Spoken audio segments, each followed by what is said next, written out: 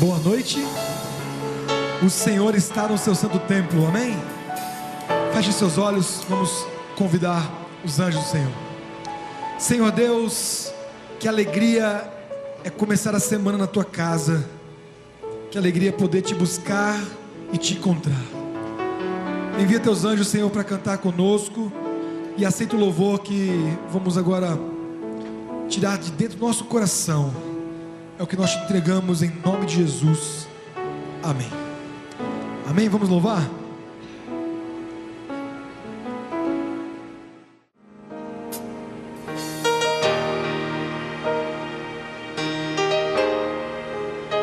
O Senhor está ao seu lado aí, fale para Ele isso aí. Conversa com Jesus. Senhor, conheces meu coração, mesmo quando erro, sei que me ama.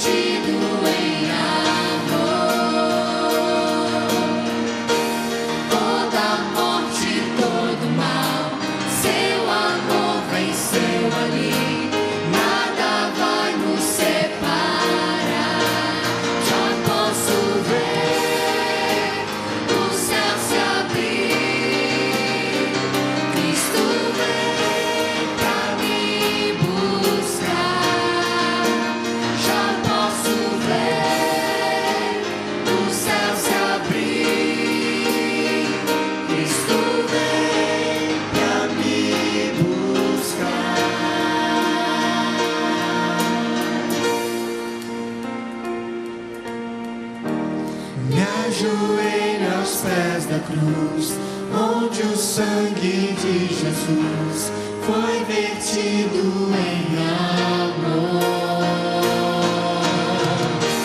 Toda morte, todo mal, seu amor venceu ali, nada vai nos separar.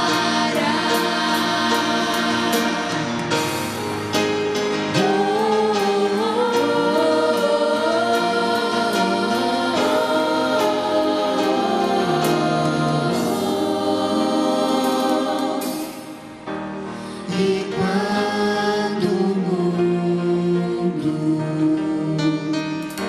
chegar ao fim, Nós veremos. eu verei seu rosto, sei que me ama.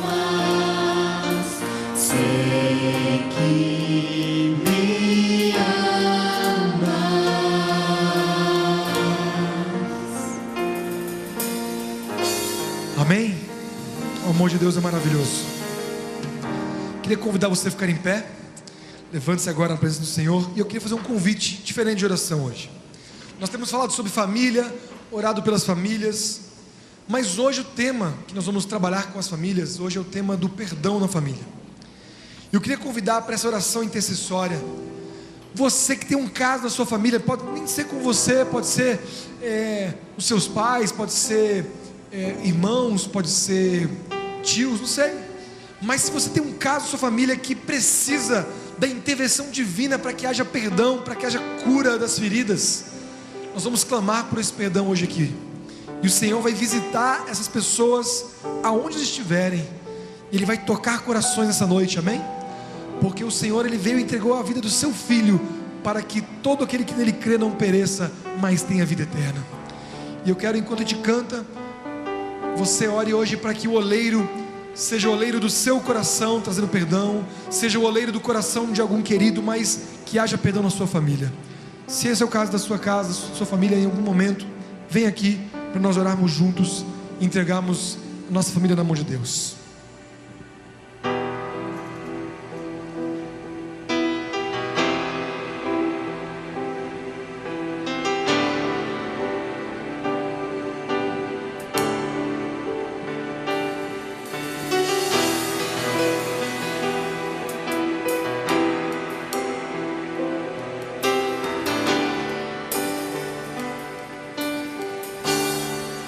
Em tuas mãos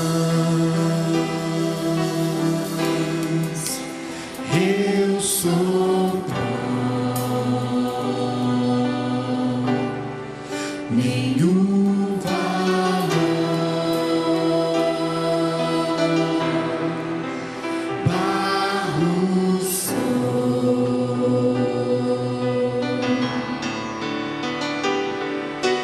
Quem sou eu pra questionar tuas mãos a me moldar? Tu és Deus, artesão de mim,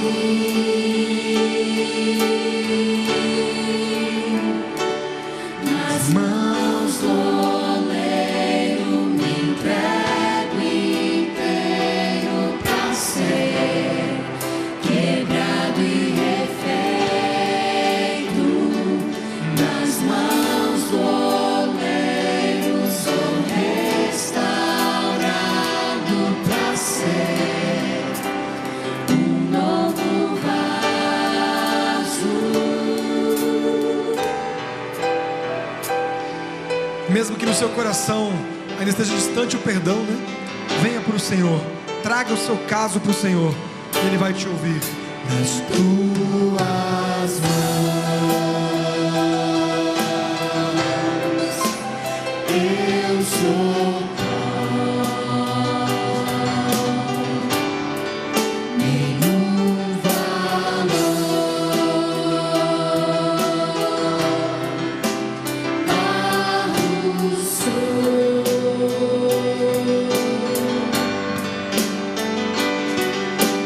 Quem sou eu pra questionar tuas mãos a me moldar? Tu és Deus, artesão de mim. Faz a tua obra, Senhor, no nosso coração, nossa vida. Louve ao Senhor. Nas mãos do oleiro me entrego inteiro pra ser quebrado e refeito. Nas mãos do oleiro sou restaurado pra ser um novo vaso. Nas mãos do oleiro me entrego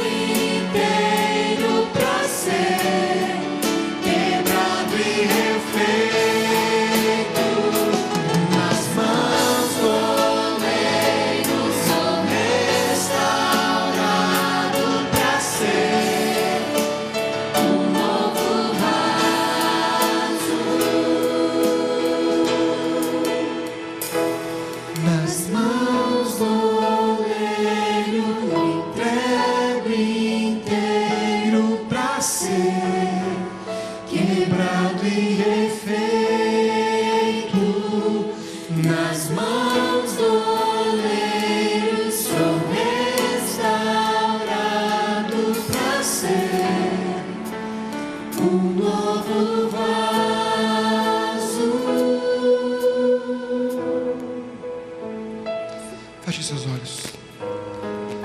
Ah, Senhor Deus, nós te louvamos nessa noite, porque Tu és o oleiro e nós somos os Teus vasos. Nós te louvamos, Senhor, porque a Tua mão poderosa pode refazer a nossa vida, pode refazer um coração quebrado, pode restaurar relacionamentos. Nós te louvamos porque Tu é Deus de restauração. E nessa noite queremos entregar, Senhor, o nosso coração, a nossa vida, a vida de alguém que nós amamos, a vida de uma família que foi quebrada. Queremos entregar esses pedidos, Senhor, que eu não sei quais são, mas o Senhor conhece. Eu quero pedir que o Senhor visite cada coração aqui, mas especialmente aqueles corações que não estão aqui, daquelas pessoas que foram trazidas pelos Teus filhos. Vai lá naquela casa, Senhor, vai naquele bar, vai, Senhor, naquele hospital, vai naquela outra cidade distante e visita aquela pessoa que precisa entender a Tua graça e o Teu perdão. E salva, Senhor, esses lares. Apaga a transgressão, Senhor, e traz a paz que só o céu pode trazer. Tu és o nosso oleiro. Nos entregamos em Tuas mãos nessa noite, para que o Senhor faça uma obra poderosa na nossa vida. É o que nós pedimos, Senhor, e cantamos em nome de Jesus. Amém.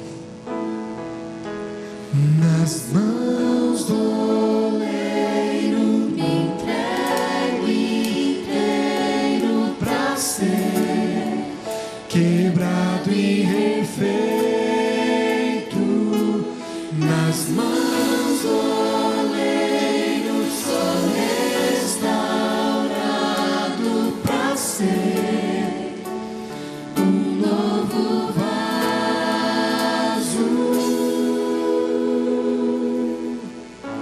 Amém, Senhor. Amém. Amém.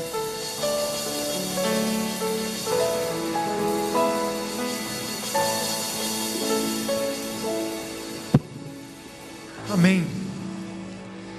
Momento importante do nosso culto, momento que você adora com a sua oferta, com seus dízimos.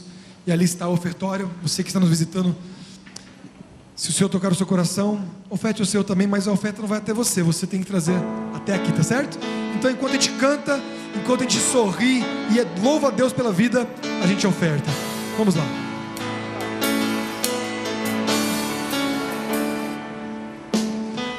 Hoje venho à Tua casa, meu Senhor.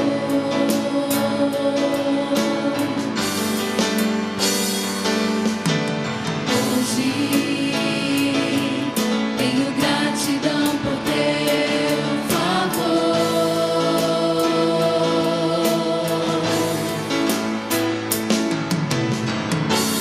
Com minha vida,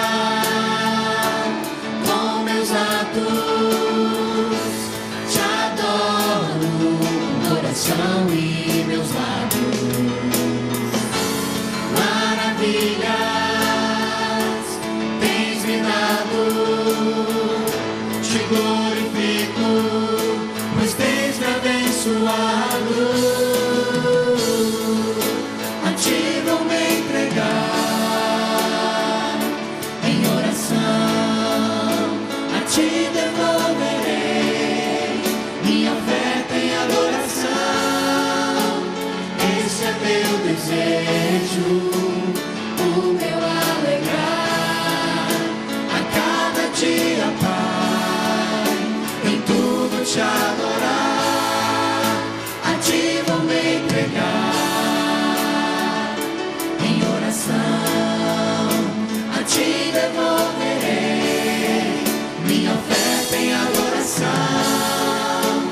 Esse é meu desejo, o meu alegrar, a cada dia, Pai, em tudo te adorar.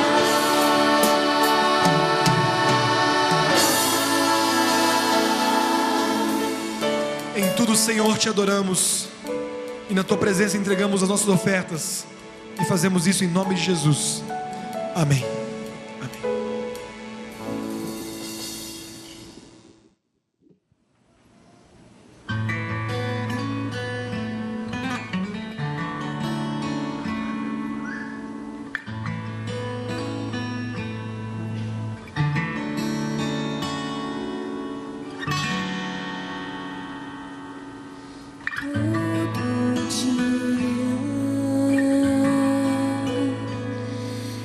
eu tenho que escolher.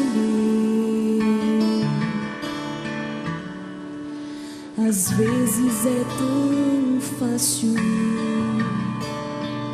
outras vezes quero me esconder.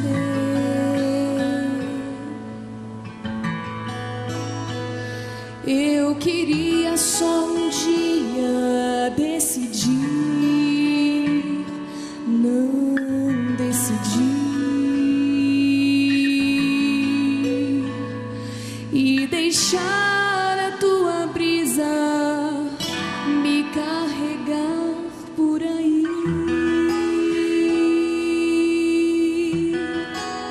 Só pra ver aonde eu iria chegar. Só pra ver o que eu seria sem o medo de errar. Só pra ver tua grandeza e não mais questionar. Só pra descobrir como ao teu poderia ir.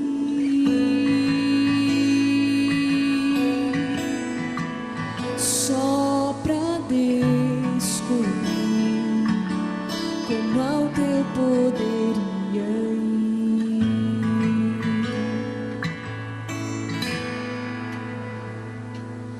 Mas eu entendo, essa é a condição. Ser livre pra escolher o bem e do pecado ainda ser refém.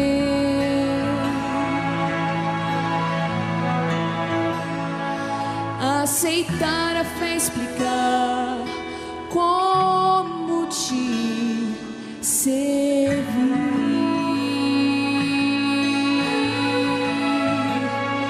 É negar minha vontade e ainda ser feliz. Só pra ver aonde eu iria chegar.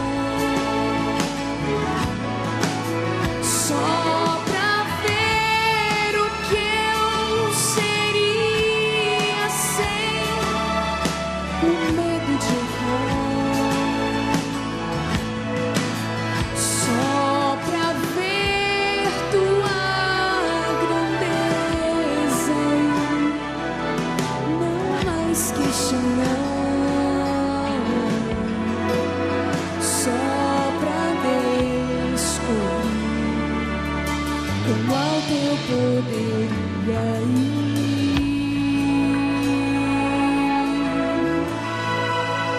Só pra descobrir como ao teu poderia ir.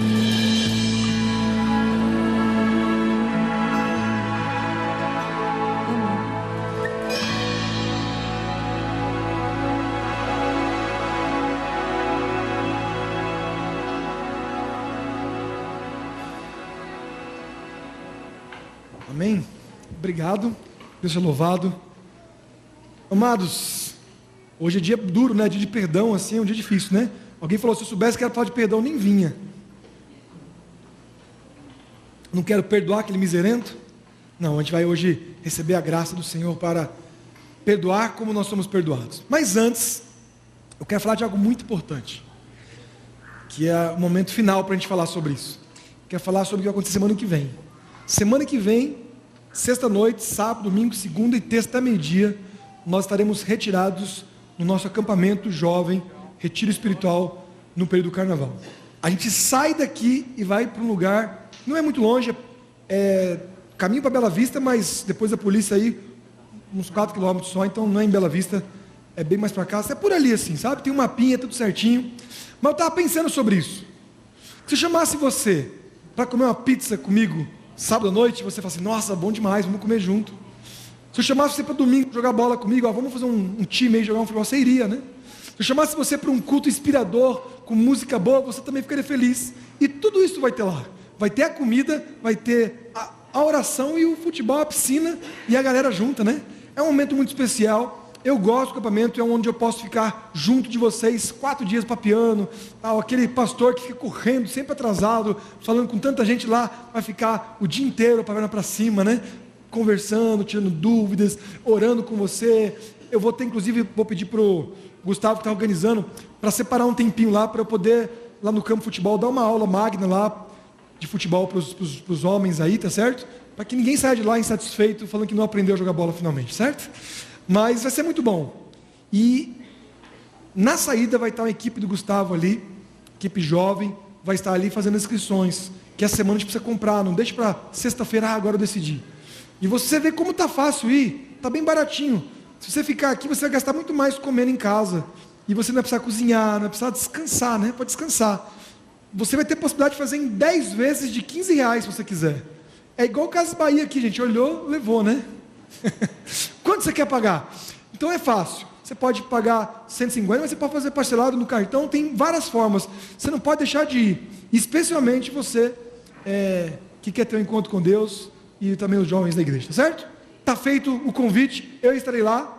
Sarinha, que é jovem já, né, adolescente, vai estar comigo lá também, lá com a Fabiana, bagunçando. Vai ser uma bênção, certo? Vamos, tem um preço especial para crianças aí também, mas lá fora vocês perguntam para o Gustavo, para a equipe dele, que eu não sei de cabeça. Pega a sua Bíblia aí e encontre o Evangelho de Jonas, o livro de Jonas, tá certo? No Evangelho, está no Velho Testamento, está no finalzinho aí, os profetas menores, antes de acabar o Novo Testamento, o Velho Testamento aí, tem só da frente dele aí poucos livros aí, Miqueias, Abacuque, né? Ele vem antes aí, depois de Amós e Obadias, tem o pequeno livro de Jonas. Jonas, o profeta fujão, né? Abre aí sua Bíblia, e nós vamos ler ele todinho praticamente, né? Vamos ler uns pedaços, mas vamos ler praticamente todo, e nós vamos hoje falar sobre perdão na família. A família 2.0, família do século 21, tem que ser uma família que perdoa. Nós estamos vivendo uma sociedade, queridos, que é muito mais fácil você abandonar do que perdoar. Uma geração líquida, que você põe nas mãos e ela escorre, você não consegue colocá-la dentro de um quadrado, você não consegue padronizar, você não consegue ensinar princípios, porque ela é tão líquida, que cada dia ela está de um jeito. É muito mais fácil abandonar do que perdoar. Eu estava vendo um vídeo sobre família, estudando para esse sermão, e o camarada estava falando na palestra, estava falando sobre os campos de concentrações na Alemanha. Pense comigo aqui. Você acha que as pessoas que trabalhavam no campo de concentração, tanto fazendo a comida, como no escritório, os guardas, as pessoas que trabalhavam ali, eram pessoas comuns? Pessoas que voltavam para casa no fim do expediente e encontravam a esposa, as crianças? Pessoas que iam à igreja no domingo? Pessoas que comemoravam Semana Santa, Natal? Um país praticamente luterano? Você sabia que o fenômeno dessa guerra mundial, desses campos de concentração, o que mais aterrorizou agora no século XXI os pesquisadores, que viraram os olhos agora não para os que sofreram, não para as mortes, mas como pessoas comuns, pessoas como nós, pessoas que comem 3 refeições por dia, que pegam a criança no colo, mães que dão de mamar, são as pessoas que davam um tiro na cabeça, colocavam pessoas em câmara de gás, torturavam. Como isso acontece? Na verdade, o modernismo termina depois da Segunda Guerra Mundial, porque ele é o momento em que a sociedade se decepcionou com a modernidade. A modernidade era a esperança que tudo ia dar certo, agora a modernidade vai trazer conforto, vai trazer vida, mas pelo contrário, ela decepcionou as pessoas, e veio a pós-modernidade, o tempo que vivemos, aonde as pessoas não creem mais no ser humano, onde as pessoas assumiram a sua malignidade e não tem vergonha mais disso, e é muito mais fácil hoje você abandonar do que você perdoar, com a desculpa de que não podemos julgar o próximo, nós deixamos de amá-lo. Cada um do seu jeito, temos que respeitar as pessoas como elas são, e com essa desculpa nós não se entendemos mais, não ficamos no mesmo ambiente, isolamos uns aos outros, e vivemos uma sociedade totalmente sem perdão. E é isso que fala o livro de Jonas. Quer ver? Nós vamos ler agora algumas coisas em Jonas, que vai te impressionar. Jonas era um profeta, que foi chamado por Deus para quê? E aí vem o primeiro problema de interpretação do livro de Jonas. Quando Jonas foi chamado, ele entendeu que o chamado dele era para condenar Nínive. Deus tinha um juízo, que Nínive seria destruída. Mas essa mensagem não era o juízo final, era uma profecia condicional. Ela dizia assim: se vocês não se arrependerem, Nínive será destruída. A mensagem de Jonas era uma mensagem de perdão, de misericórdia. Era a última oportunidade para um povo muito macabro. Você quer ter uma ideia? Eu vou contar só uma coisa só que Nínive fazia. Os ninivitas, eles eram tremendamente cruéis. Um forasteiro lá que eles não concordavam, que eles se irritavam, que incomodavam eles pegavam a pessoa e com uma faca, uma gilete, eles tiravam a pele da pessoa todinha. Tiravam a pele da pessoa, com muito cuidado para que a pessoa não morresse, cuidadosamente, para que ela sofresse sem morrer. Então eles pegavam no muro da cidade, perto das portas de saída e entrada, e colocavam essa pessoa presa no muro, e com muito amor e carinho, eles passavam mel na pessoa, e soltavam formigas para que comessem ela viva, e as formigas iam mordendo e comendo, até que a pessoa morria de dor, com a carne toda desfacelada. Depois de morta, ela ficava ali, exposta por um mês, até que as formigas comessem tudo, para servir de exemplo. Pensa um povo duro. Então Deus chama um homem, que não era nivita, para ir a Nínive, e com uma mensagem pesada, de uma última oportunidade. Se você fosse Jonas, o que você faria? Você iria? Porque muita gente fala assim: mas como é que não foi? Deus mandou, e Deus mandou, tem que ir. Às vezes, agora eu vou ler primeiro, depois eu falo às vezes. Pega aí Jonas capítulo 1, versículo 7. Não fecha a Bíblia, que nós vamos ler um pedacinho de cada capítulo. Diz assim: e diziam uns aos outros: vinde, lancemos sorte, para que saibamos por causa de quem nos sobreveio este mal. E lançaram sorte, e a sorte caiu sobre Jonas. Então disse: declara-nos agora, por causa de quem nos sobreveio este mal? Que ocupação é a tua? De onde vens? Qual é a tua terra? E de que povo tu és? Ele respondeu: eu sou hebreu, e temo ao Senhor, e o Deus do céu, que fez o mar e a terra. Então os homens ficaram possuídos de grande temor, e disseram: que é isso que você fez? Pois sabiam os homens que ele fugia da presença do Senhor, porque ele mesmo declarou. Sabe, Jonas foi chamado, escuta bem isso aqui é para a sua família agora. Ele foi chamado para dar uma mensagem de perdão para os ninivitas, uma mensagem dura, e ele fugiu para o outro lado do país, do continente, do mundo, do universo. Ele fugiu, e dentro do navio que estava fugindo, começou uma grande tempestade. E eu vou deixar isso bem claro já no começo: não adianta você fugir dos seus problemas, porque eles pioram, eles te perseguem, eles dormem com você na cama. Tem muita gente que não quer perdoar, e fala: ele que se lasque, eu não vou perdoar. E você acha que ele que está sofrendo, mas você põe a cabeça no travesseiro, e o seu problema dorme com você, você fica encarcerado, você fica preso, e você dorme com ele, acorda com ele, almoça com ele, e ele não te larga.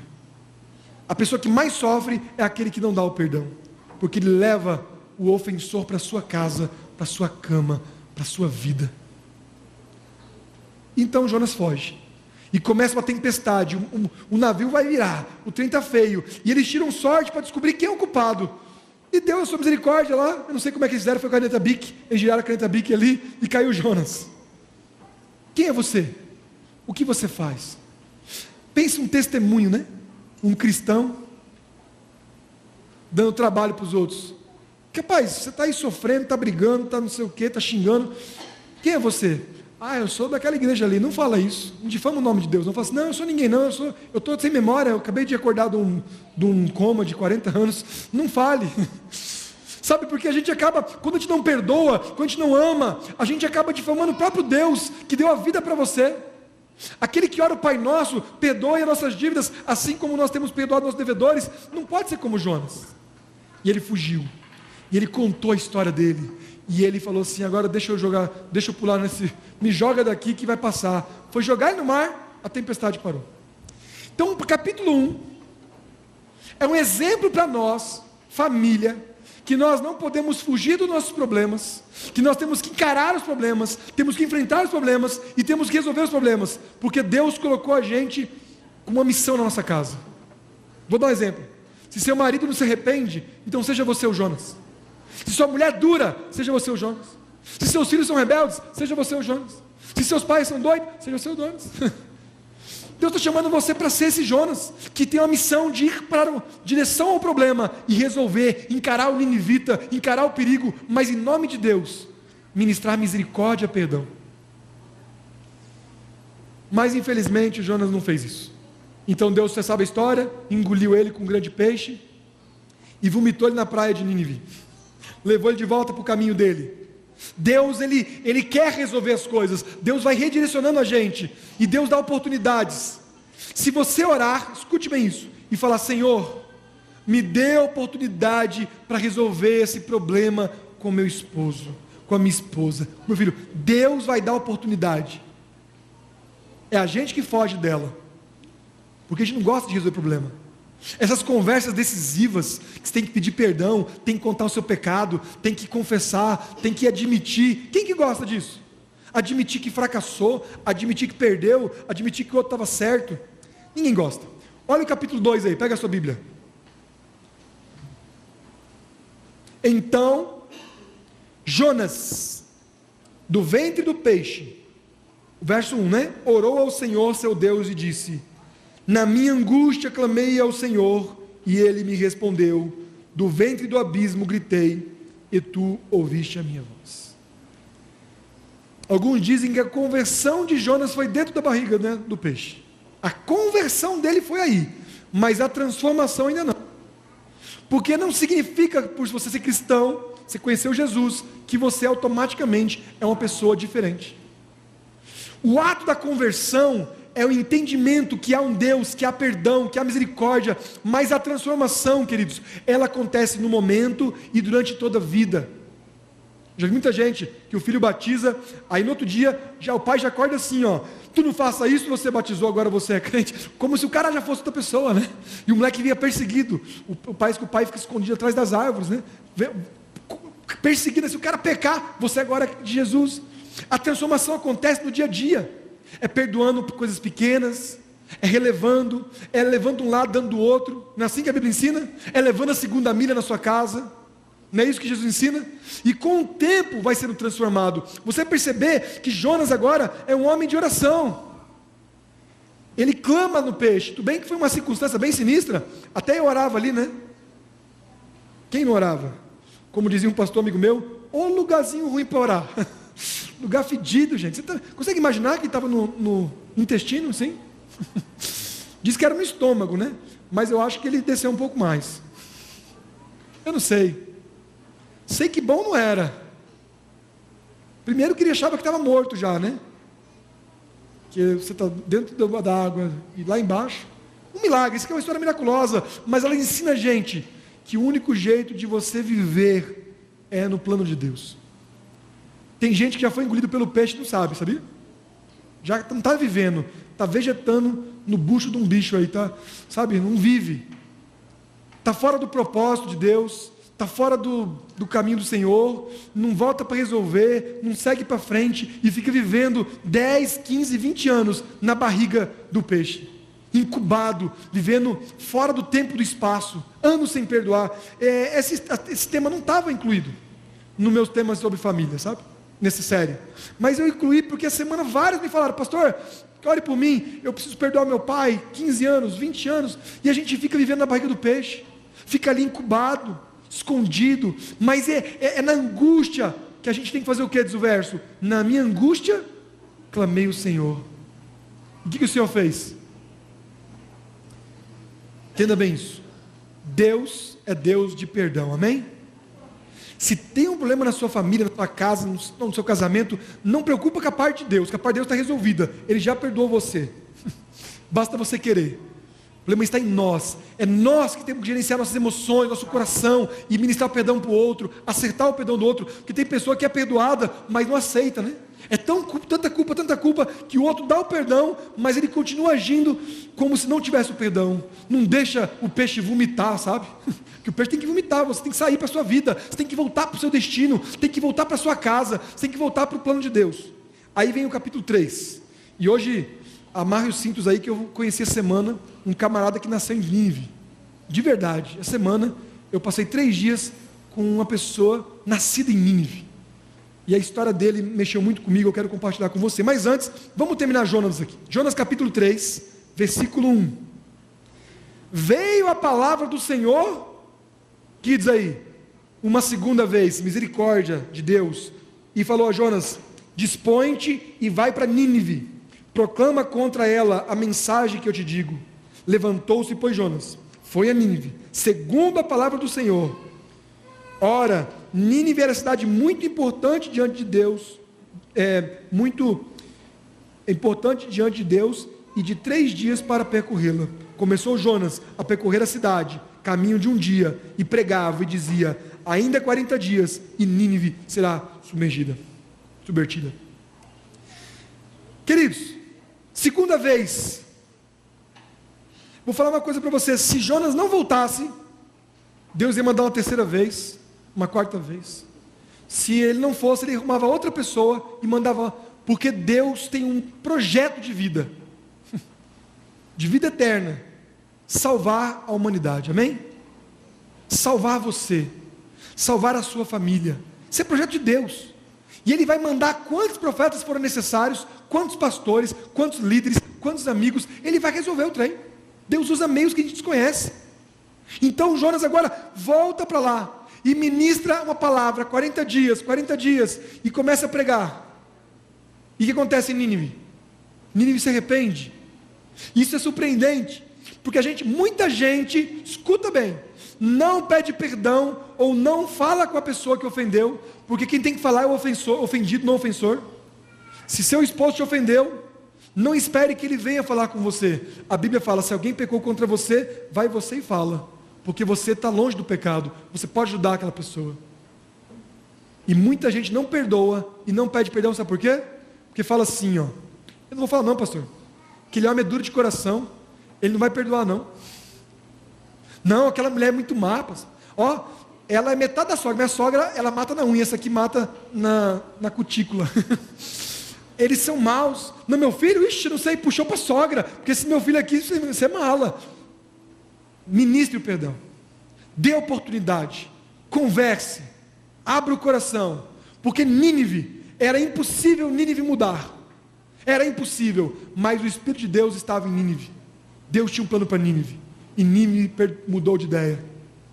Não deixe de dar o perdão, porque o outro, não faça o trabalho do outro, não tire conclusões pelo outro, não julgue pelo passado, porque Deus tem coisas novas para nós, amém? Deus é um Deus do impossível. Então o Nínive se arrepende, e aí vão dar 40 dias, e Deus não destrói a cidade. O Jonas convertido, fica o quê? Chateado, bravo, e ele briga com Deus: Senhor, por que você não destruiu esses miseráveis?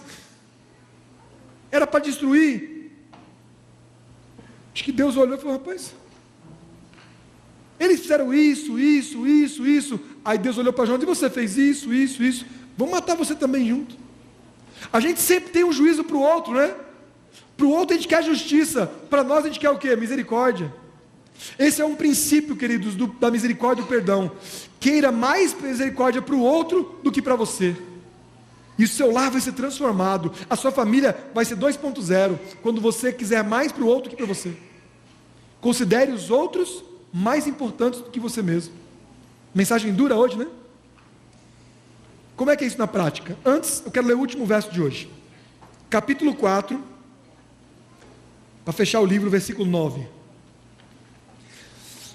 Antes de ler, só um pouquinho. Deus tem a árvore lá que seca e tal, ele fica chateado porque a árvore estava uma sombra boa, e aí ele fica bravo, aí olha que Deus fala para ele: o que você está fazendo, rapaz? Olha o verso 9. Então perguntou Deus a Jonas: é razoável a tua ira por causa dessa planta? Ele respondeu, olha a resposta do ser humano que não entendeu a graça: é razoável a minha ira até a morte. Porque o Senhor matou uma planta, eu quero é morrer agora. Pensa um homem bravo. Ninivita. Verso 10. Tornou o Senhor: tem compaixão da planta que não custou trabalho algum, o qual não fizeste crescer, que numa noite nasceu e numa outra pereceu. E não hei de eu ter compaixão da grande cidade de Nínive, em que há mais de 120 mil pessoas que não sabem discernir entre a mão direita e a mão esquerda, e também muitos animais. Ele fala: você quer que eu tenha misericórdia da planta, e não quer que eu tenha misericórdia? Gente, teve um casal que brigou esses dias aí. Eu vi também o pastor falando, por causa de uma lata de sardinha. Não sabe exatamente o que aconteceu, se era para abrir a lata de sardinha, se estava vencida a lata de sardinha, se não comprou a lata de sardinha, eu não sei o que tinha, se a sardinha estava azeda, se ele... Eu lembro quando eu era novo eu comia carne, e a gente gostava de comer a espinha da sardinha. Tem isso ainda na sardinha, uma espinhazinha assim crocante? E quando um comia a espinha, os irmãos brigavam com o outro: você comeu a espinha? E a gente, pobre, né? Brigava por causa da espinha da sardinha. Então eu não sei qual é o caso da espinha, da sardinha. Só sei que o casal estava brigando, e aí foram conversar com o pastor, e aí o pastor: vocês estão brigando por causa de quê? 90% dos casais que eu pergunto isso não consegue lembrar a origem da discussão. Acaba no de sempre: a sogra, o dinheiro, você não me respeita, você nunca me dá valor. Mas tá bom, isso tudo é verdade, mas como que começou? E eles não lembram. 80% dos casais não lembram como começou as brigas, ou seja, não sabe nem porque está brigando. É engraçado, né? Eu estou rindo de você mesmo aí, não é de mim não. Você é assim. Mas esse casal lembrou, fez um esforço ali, sabe? Supletivo ali na cabeça. E sabe qual era o problema? A sardinha. Aí o pastor falou assim: então faz o seguinte, o cara queria ir embora de casa por causa da sardinha, estava arrumando a mala, e a mulher chorando, mandando ele embora. Ele falou: não, faz o seguinte, nem vai ela, nem vai ele, vamos mandar a sardinha embora. Aí pegou a sardinha, fez uma cerimônia de expulsão da sardinha, porque quem tem que ir embora é a sardinha. O problema não é o casamento, é a sardinha, então tira a sardinha. Sabe, você vê que Jonas está brigando por causa de uma árvore, está fazendo questão de uma coisa pequena. Se fosse um bonsai que foi criado 50 anos por um velhinho lá, cortando e tudo mais, mas a árvore nasceu num dia e morreu no outro. E às vezes tem casamento lindo, família com filhos, casais que se conheceram na adolescência, lua de mel linda, história de encontro na praia, e sabe, Tinder, tanta coisa linda acontecendo. E o camarada termina o casamento por causa de uma sardinha, por causa de uma planta, por causa da posição do sofá, por causa da televisão que ficou ligada, porque a mãe vai passar o Natal com eles. Gente, vamos colocar as coisas na balança. O que é tão grave no casamento? Aí você fala: pastor, que você não sabe meu casamento, tem coisa grave aqui. Não é sardinha não, isso aqui é só se for aquele peixe de Jonas, que é uma sardinha das grandes, a minha, é uma sardinhona. Não. Jesus disse que não há pecado que não tenha perdão. Que o amor de Deus é tão grande, tão grande, tão grande, que Ele encobre multidão de pecados. Só que nós vivemos num tempo que é muito mais fácil abandonar do que perdoar. E eu não quero que você que tem que perdoar alguém, que está me ouvindo agora, talvez em casa, alguém me escutando, você: esse pastor aí está do lado daquele miserável, está defendendo. Não, eu também já tive que perdoar alguém. É difícil perdoar alguém. Eu já fui magoado demais também. Já chorei, já quis matar, esganar, e tudo isso aí que você sente, eu senti também. Mas vou dizer uma coisa para você. A pessoa que vai receber o perdão não merece o perdão. Então, nesse ponto você tem razão. Pastor, ele não merece. Está certo. Mas graça não é uma coisa que você dá para quem merece. Você dá para quem não merece. Eu pergunto, você merecia que Cristo morresse por você? Não merecia. E ele não morreu por você? E a graça que você recebeu, de graça recebei, de graça dai. Não importa, queridos, se o amor de Cristo tomar conta do seu coração, por mais seja difícil perdoar alguém que te abusou, alguém que te humilhou, alguém que te estuprou, alguém que te traiu, alguém que mentiu sobre você, alguém que te difamou, alguém que te bateu, não importa. É difícil, mas a graça de Cristo, Jesus agora no seu coração, pode fazer uma obra transformadora, e você pode restaurar não só a sua família, mas a sua felicidade. E eu creio nisso, amados, porque eu tenho visto isso dia a dia, em vários casais dessa igreja, e na minha vida, Deus transformando, limpando, e Ele é o oleiro, quando alguma coisa quebra, Ele faz de novo, e faz melhor do que da primeira vez, amém? Fica mais bonito. Sabe, eu conheci um pastor chamado Joseph Kinder. Cuidado, não é Joseph Kimbler, não é aquele que virou um peso para papel. Esse pastor nasceu em Nínive. Ele veio falar com os pastores essa semana sobre oração. Eu passei a semana inteira orando com esse homem. Ele contou muita coisa interessante. Ele, quando saiu de Nínive, do estado de Nínive agora, mas ele estava morando em Bagdá. Quem assinou a saída dele do país para os Estados Unidos foi o próprio Saddam. Já pensou? Está lá no documento dele, quando estava vivo. E ele tem umas histórias interessantes, porque no tempo dele, quando ele era criança, não podia se converter. Quando você se convertia, você morria. Você podia nascer cristão, mas se você se convertesse, aí você morria. Até hoje em alguns lugares são assim. Mas é descontado da infância da família dele. Só para você ter uma ideia como é que é Bagdá, queridos. Ele mostrou uma foto da igreja. Eu vou mostrar um dia aqui para vocês a foto da igreja dele. Os diáconos da igreja. Você tem a foto da igreja assim, no fundo, e na frente um tanque de guerra com 4 soldados com arma, protegendo o pessoal na hora do culto, para ninguém morrer na hora do culto ali. A igreja foi bombardeada 28 vezes e refeita. Bombardeada e refeita. Essa igreja sofreu demais. Ele conta que essa igreja tinha 9 membros, a igreja que ele era pastor. O mais novo membro da igreja dele tinha 81 anos. Já pensou? O mais novo dos 9. Igreja dura. Tudo que ele queria fazer, ninguém aceitava. E ele ensinou um negócio que eu fiz essa semana. Ele ensinou que ele ia para a igreja. Ele contou isso para nós. Ele ia para a igreja às 8 da manhã na segunda-feira, 7 horas. E ele sabia onde cada um sentava. E ele ajoelhava do lado da pessoa. A pessoa não estava lá, mas ele ajoelhava ali. Ele orava pelaquela irmã. Aí ele levantava, ajoelhava aqui, ó. Vocês sempre sentam aqui, né? Já percebeu que você senta sempre no mesmo lugar? O pastor sabe onde você senta. E aí ele orou aqui. Só que no primeiro dia, ele falou que ia orar a segunda-feira inteira pelos irmãos. Ele orou 2 minutos e dormiu. Dormiu o resto do dia. Chegou 5 da tarde, com cara de sono, em casa. E a esposa falou assim: amor, como é que foi a oração? Eu falei: foi bênção. Pelo menos 2 minutos que ele orou foi bênção. Os outros foi sono, né? Só que ele não contou para a mulher para não passar vergonha. 4 segunda-feiras, ele dormia 2 minutos, orava 2 minutos e dormia o dia inteiro. Era um desmaio, sabe? E ele concluiu que ele tinha um problema. Ele não queria orar por aqueles irmãos, porque aqueles irmãos eram difíceis, irmãos que falavam coisas duras para ele, pessoas briguentas, pessoas maldizentes, e ele não tinha amor por elas. E ele falou: Senhor, eu preciso amar essas pessoas. E ele começou a orar, e passava o dia inteiro orando por aquelas pessoas. E aquela igreja foi transformada. E ele falou assim: por que você não faz isso? Por que você não ora pelas suas ovelhas? Eu sempre oro por vocês, mas essa semana, segunda, terça e quarta, eu vim aqui às 7 horas da manhã, e eu orei nos bancos da igreja assim. Orei por vocês.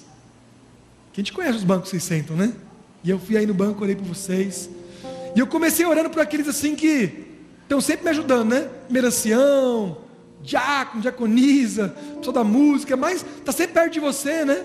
Você ora ali, mas Deus falou: eu quero que você vá naquele banco lá. Eu falei: não, aquele banco lá não vou não, senhor. Aquele banco lá, aquele banco é duro de ir, né?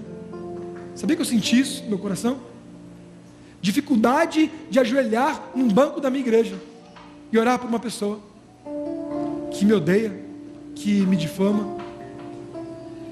E na segunda-feira eu não fui lá, eu orei só pela base aqui assim na frente. Mas Deus falou, você tem que ir lá naquele banco. E eu fui até aquele banco, fiquei 30 minutos clamando por um casal, para que Deus transforme o coração. Eu falei, Senhor, põe amor no meu coração, me dê amor. E eu orei para alguns casais que estão quase se separando na igreja. E eu falei, une esses casais. Eu fiquei clamando aqui, clamando até as 8 da manhã, todos os dias. E agora eu estou com esse costume, eu deixo minha filha na escola às 7 horas. E 8 horas eu venho para cá, 7h10, fico até as 8, orando aqui pelas famílias da igreja, sabe? Porque Deus precisa, queridos, no século 21, Ele precisa andar pelos bancos da igreja e trazer amor no nosso coração, trazer perdão, curar nossas feridas. A gente precisa disso, amados. A gente precisa que o peixe nos engula e nos leve para a escuridão às vezes, para o vale da sombra da morte, e ali, na angústia, nós vamos clamar ao Senhor, e o Senhor vai nos salvar, e vai salvar Jonas, e vai salvar Nínive, vai salvar você e a sua casa. Sabe, a semana foi muito importante na minha vida espiritual. Eu clamei nesses bancos. E esse pastor contou a história da vida dele. Ele estava andando pela rua e tinha um cartaz assim, ó, venha na igreja assistir um filme sobre a história de um homem que fez maravilhas. E ele sentou lá e era uma história de Jesus, Jesus curando, Jesus multiplicando pão, Jesus morrendo. E ele ficou 1h30 assistindo. E ele nunca com 12 anos de idade, queridos, nunca tinha ouvido falar de Jesus. Nunca. Nem esse nome ele tinha ouvido. E quando ele viu aquele homem morrendo na cruz, ele falou, essa história é de verdade. Eu falei, de verdade? Ele falou assim, eu amo esse homem. E ele chegou em casa e disse, papai, eu quero ser cristão, eu quero ser adventista. Ele falou, você está doido, moleque? E ele começou a vir na igreja escondido sempre. Mas quando ele tinha seus 15 anos de idade, ele decidiu virar adventista, se batizar. Ele foi batizado, estava no 2º grau, fazendo o 2º grau, né? E o pai dele então disse, agora você é cristão? Sou. Então vem cá, chamou a família, 100 familiares, 100 pessoas da família, todos muçulmanos, na sala da casa lotada, e ele no meio. E eles começaram a perguntar as coisas para ele, começaram a falar coisas para ele, gritar com ele. E ele disse, vocês podem falar o que vocês quiserem, o meu coração é de Jesus, e Ele quer o coração de vocês. E quando eles viram que não havia esperança, o seu primo, que era seu amigo, que andava de bicicleta com ele, que brincava com ele, que cresceu com ele, segurou de um lado. E seu irmão mais velho, com pouco tempo de diferença, aquele irmão quase gêmeo, mas mais velho, segurou do outro lado. E os dois seguraram. E agora as 100 pessoas da família começaram a bater nele. Cada um dava um soco, um chute, e eles começaram a espancar. Porque se há uma semente podre na família, ela tem que ser tirada. E eles bateram nele até morrer, sabe? E enquanto ele apanhava, e aí o primo e o irmão segurando, as pessoas chutavam ele, e ele ali quase morrendo. Ele disse, Senhor, eu não quero morrer agora, eu me batizei para te servir, eu me batizei para amar as pessoas. E disse que ele desmaiou. E eles concluíram que ele estava morto. Bateram muito nele, 100 pessoas. Jogaram ele então numa vala que é reservada para as pessoas que mudam de religião. Ele foi jogado junto com outros corpos que ficavam lá a céu aberto, expostos na Nínive do século 21. E depois de algum tempo, ele não sabe se foi 8 horas, 12 horas, ele acordou todo dolorido e viu que estava vivo. Ele então foi para a casa de 2 irmãos da igreja e ficou na casa desses irmãos. E ele foi para lá, e esses irmãos cuidaram dele. Na escola ele tinha boas notas, e ele passou para fazer faculdade de engenharia, e o governo paga engenharia para ele, porque lá os bons alunos recebem bolsa total do governo. E no último dia de aula do primeiro ano, ele tinha que fazer uma prova no sábado. Lá todas as provas são juntas, o sábado inteiro, das 8 da manhã até 6 da tarde. E ele não fez a prova, ele reprovou, porque o sábado era o dia do Senhor. Lá em Nínive eles guardam Bagdá a sexta-feira, dia de guarda deles. Segundo ano, ele fala, rapaz, muda de cabeça, muda de vida. E ele então agora perde o segundo ano de faculdade, perde a bolsa, perde tudo. E ele resolve agora servir ao Senhor, ser um pastor da teologia, ir embora do país. E quando ele decidiu isso, ele estava voltando para casa depois do culto à noite, e ele sente duas mãos o pegando. Era agora o seu primo e seu irmão de novo. E fala, corre. E aí começaram a levar ele para dentro de um cemitério, no meio do mato, e agora num lugar escuro. Os dois estavam lá com ele, e ele disse, dessa vez eu morro. Senhor, eu entrego minha vida a ti, ele disse, mas salva o meu primo e meu irmão. E ele esperando uma facada, um tiro, um soco.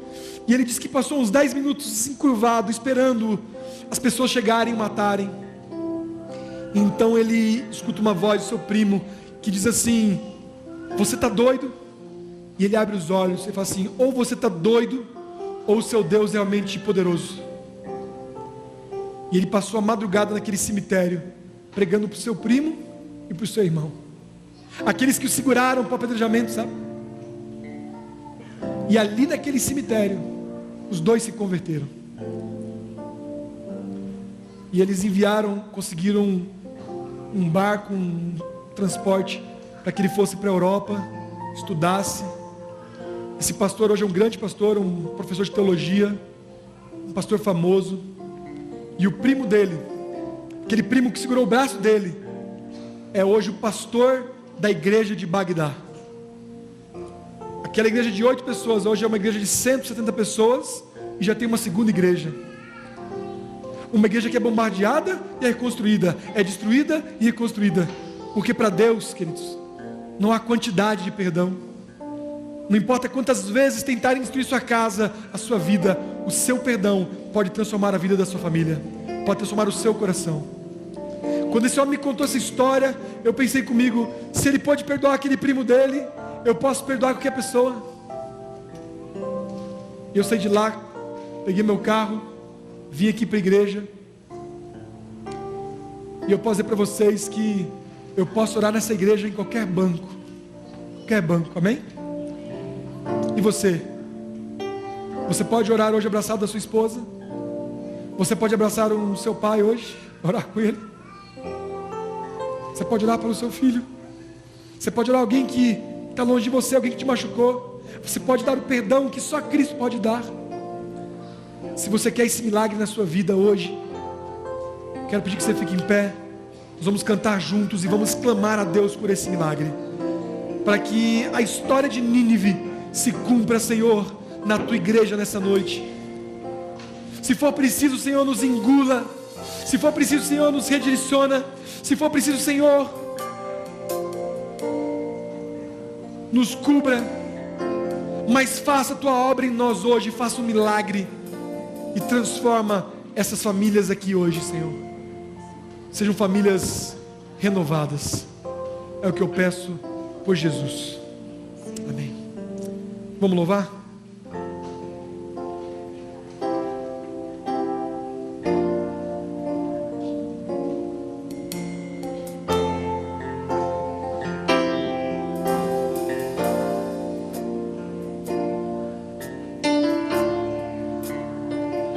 Fale com Jesus.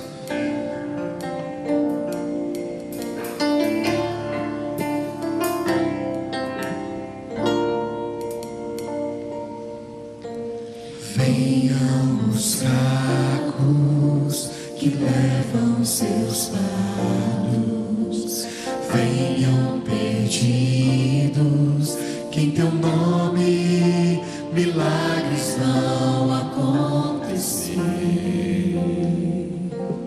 Filhos perdidos, famílias quebradas, adorem Espírito, que em teu nome milagres vão acontecer.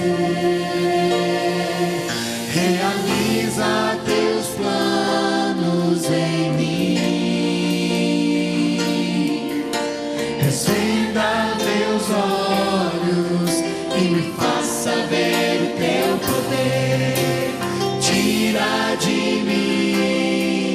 que me impede de ser teu. Aos teus pés entrego tudo que é meu. Venham os fracos que levam Seus fardos, venham perdidos, em teu nome milagres vão acontecer. Filhos perdidos, famílias quebradas, adorem Espírito, que em teu nome milagres vão acontecer.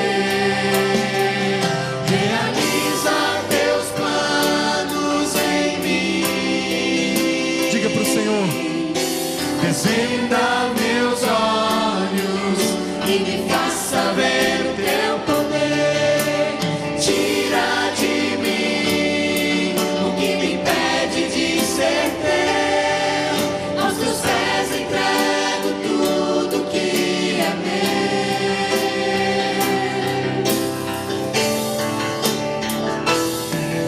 Realiza teus planos em mim.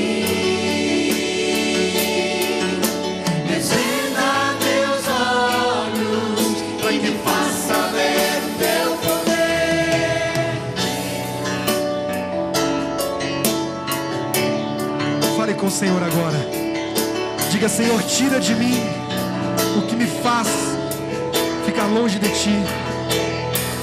Realiza teus planos em mim. Desvenda os meus olhos e me faça ver o teu poder. Tira de mim o que me impede de ser teu. Teus pés entrego tudo que é meu.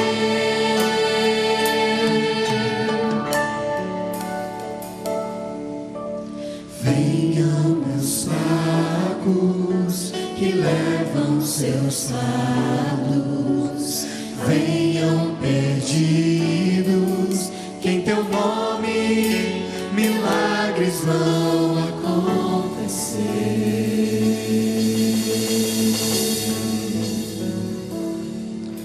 Fico me perguntando, né?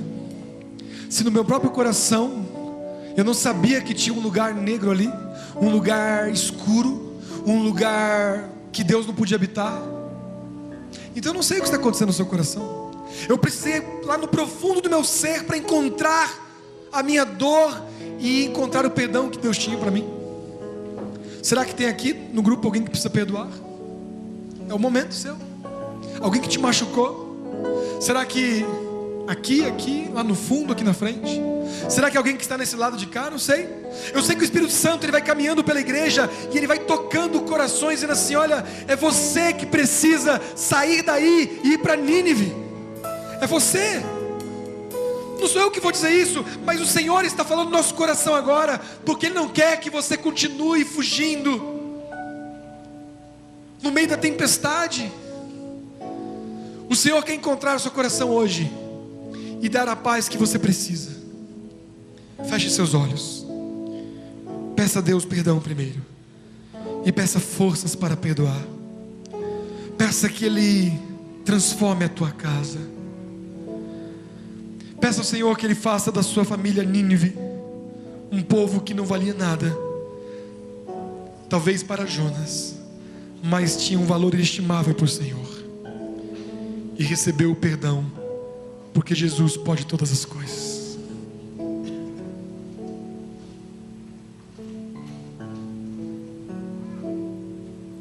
Senhor, sonda, Senhor, esse coração. Sonda os teus filhos nessa noite, Senhor. O Senhor sabe a razão da dor de cada um. O Senhor sabe o medo que faz esta pessoa fugir, Senhor. As limitações que nós temos como seres humanos, como pecadores.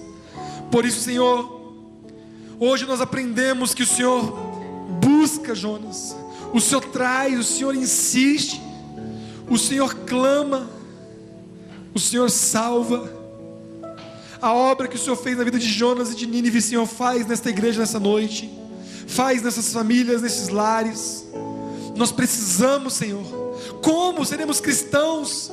Como Jonas, cristãos fujões, cristãos medrosos, cristãos que não têm perdão, com orações de amargura. Tira de nós isso, Senhor, e põe o teu amor. Lava-nos com o sangue de Cristo, amado Deus, para que oremos com amor, com graça, para que abracemos, para que perdoemos, para que o Senhor restaure a nossa vida, a nossa casa, a nossa igreja. Que venham os perdidos, que venham os fracos, que venham os filhos, que venham as famílias quebradas, que venham todos, porque hoje, Senhor, na Tua presença, milagres vão acontecer. É isso que nós pedimos, em nome de Jesus, amém. Realiza teus planos em mim, desvenda meus olhos e me faça ver o teu poder. Tira de mim o que me impede de ser teu. Aos teus pés entrego tudo que é meu.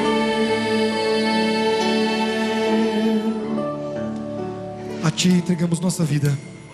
Amém. Amém. Que o Seu Deus te abençoe, te guarde. Estaremos lá fora te cumprimentando, fazendo inscrições para o acampamento. E nos vemos em breve para continuar essa série, para a graça do Senhor Jesus.